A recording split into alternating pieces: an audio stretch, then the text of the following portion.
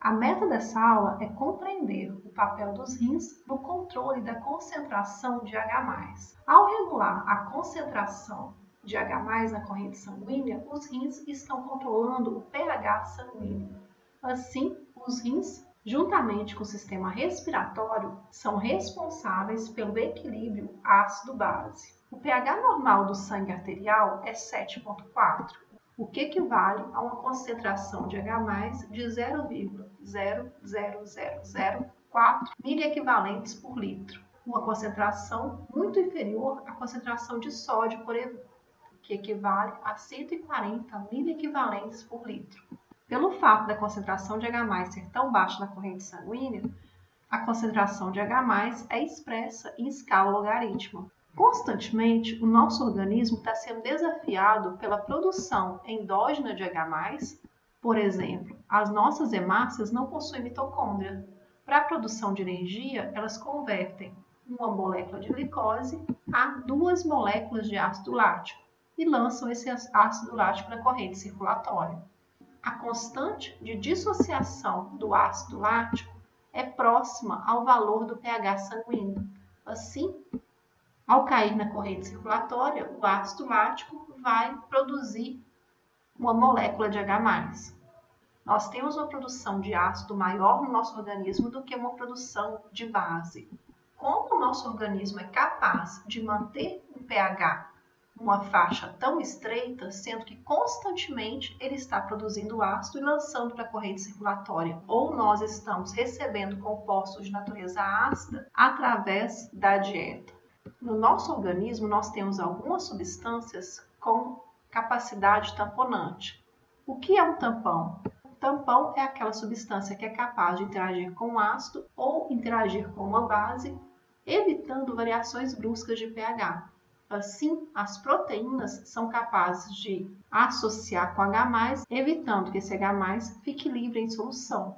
A hemoglobina também tem essa função. A hemoglobina associa com esse H+, evitando que esse H+ fique livre em solução.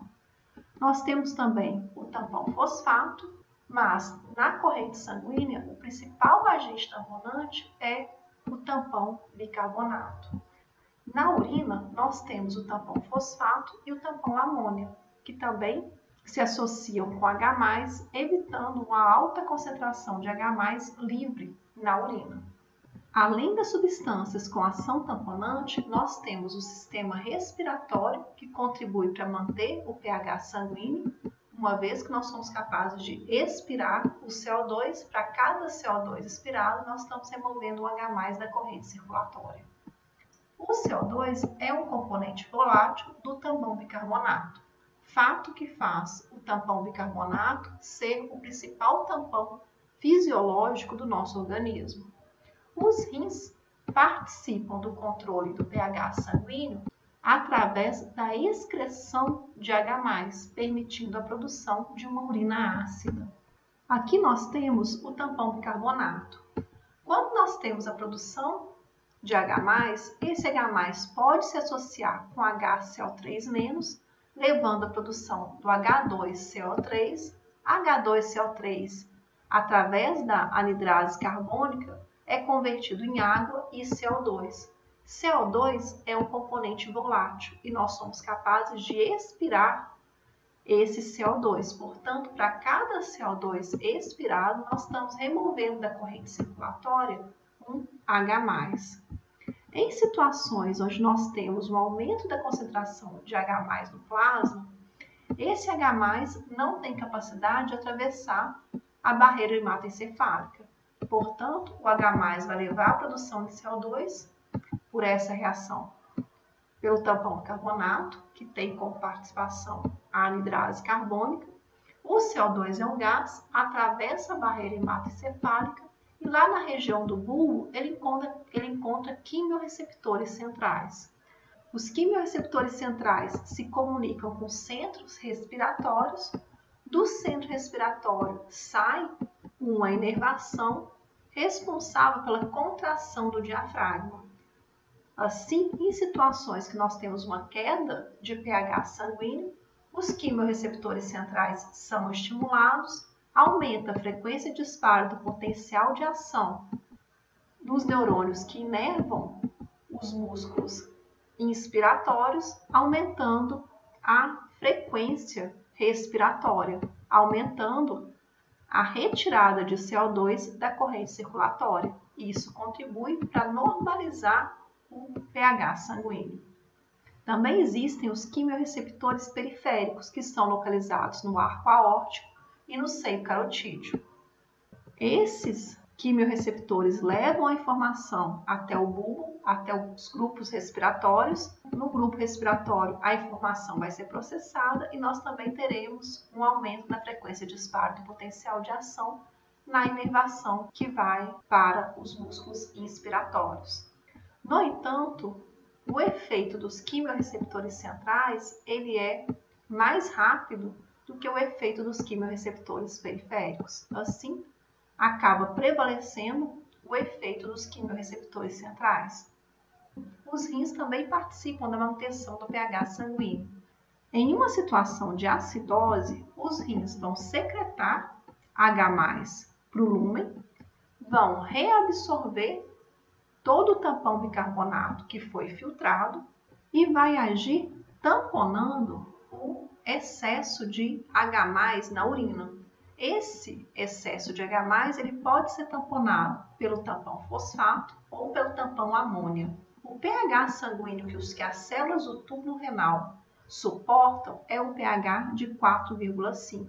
Por este motivo, o excesso de H+ necessita de ser tamponado para evitar lesão das células renais.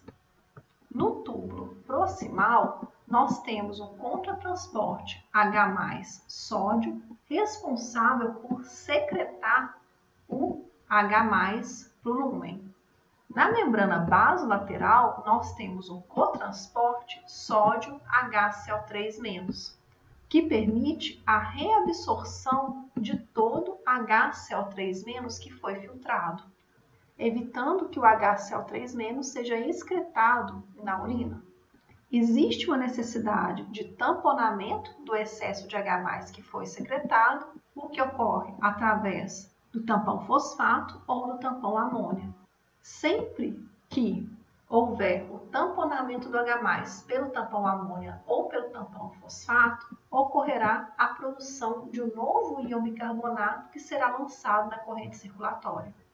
Assim, os rins são capazes de corrigir o quadro de acidose através da secreção de H+, através da reabsorção de todo o tampão bicarbonato que foi filtrado e através da produção de novos íons bicarbonato. Na primeira etapa, nós temos a ação do contratransporte sódio H+, que é um transporte ativo secundário. Esse transportador lança o H+ do lúmen. Após atingir o lúmen, esse H+ será tamponado pelo tampão bicarbonato. H+ mais HCl3- levará à produção de H2CO3. H2CO3, por ação da anidrase carbônica, levará à produção de água e CO2. O H+ será eliminado agora na molécula de água.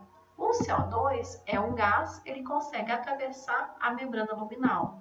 No interior da célula, esse CO2 se associa com a água, por ação da anidrase carbônica, forma H2CO3, o H2CO3 dissocia em H+ e HCl3-.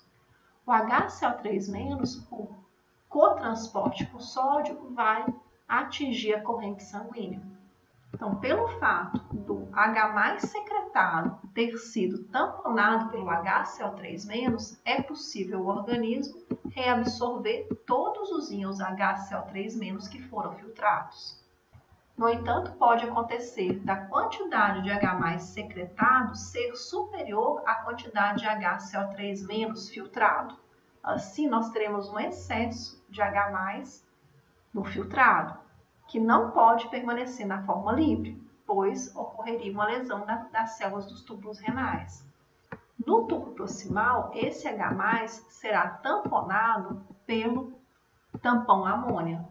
Essa amônia é proveniente do metabolismo da glutamina. A amônia é lançada Lumen por contratransporte. O sódio será lançado na corrente sanguínea com cotransporte com tampão bicarbonato.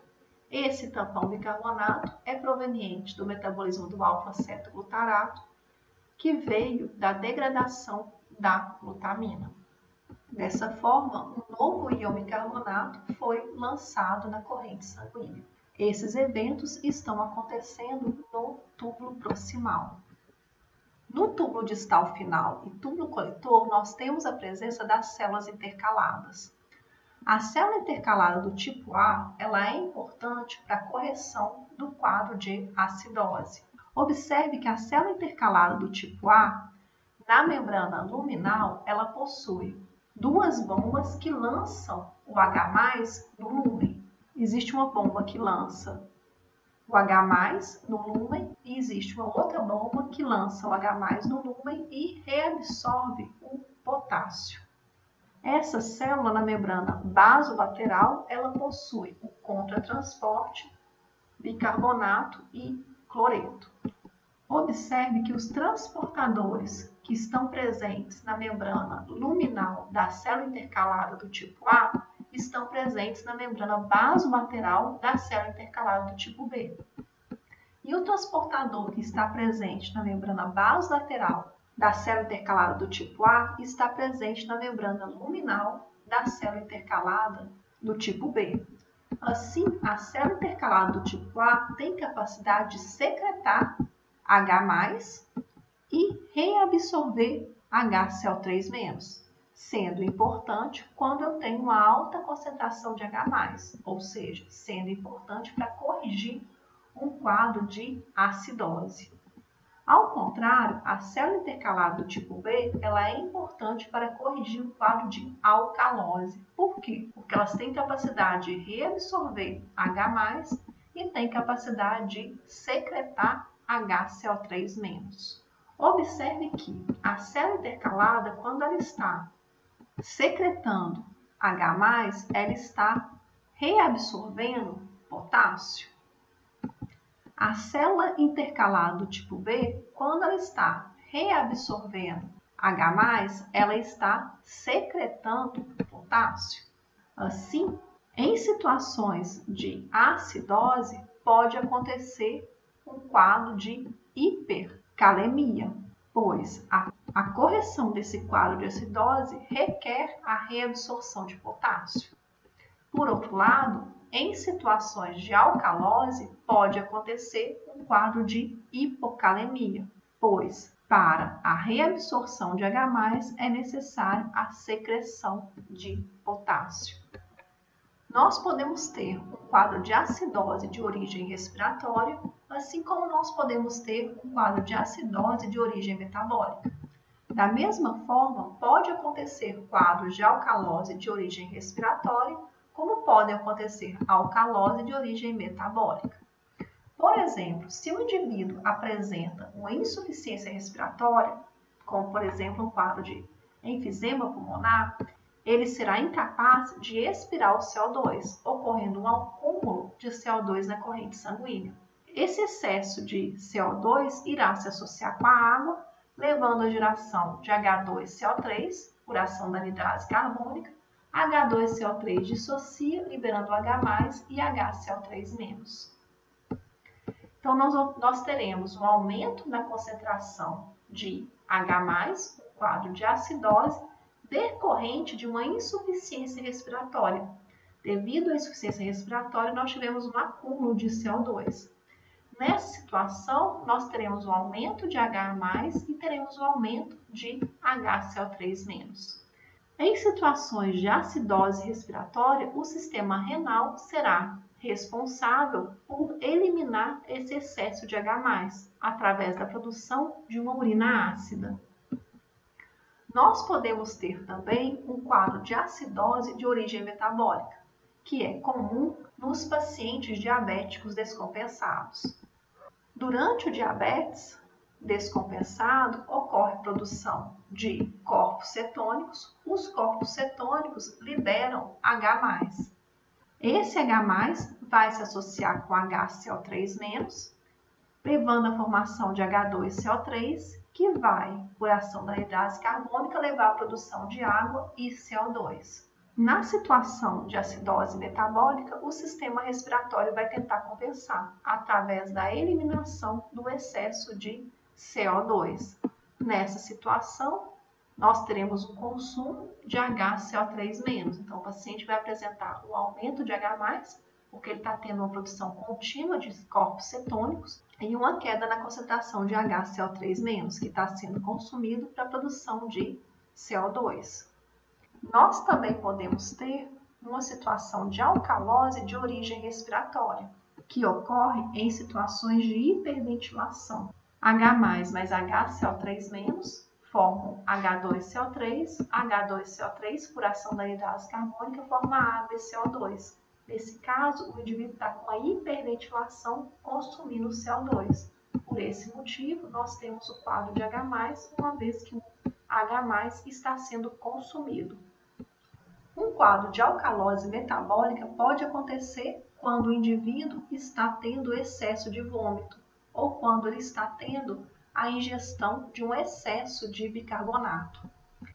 Nessa condição, CO2 e água serão consumidos na tentativa de corrigir o quadro de alcalose. Como resultado, o indivíduo vai apresentar um excesso de HCO3-. Assim, sempre que nós tivermos um desequilíbrio ácido-base de origem respiratória, o sistema renal será responsável por compensar. Quando nós tivermos um desequilíbrio ácido-base de origem metabólica, o sistema respiratório será responsável por compensar.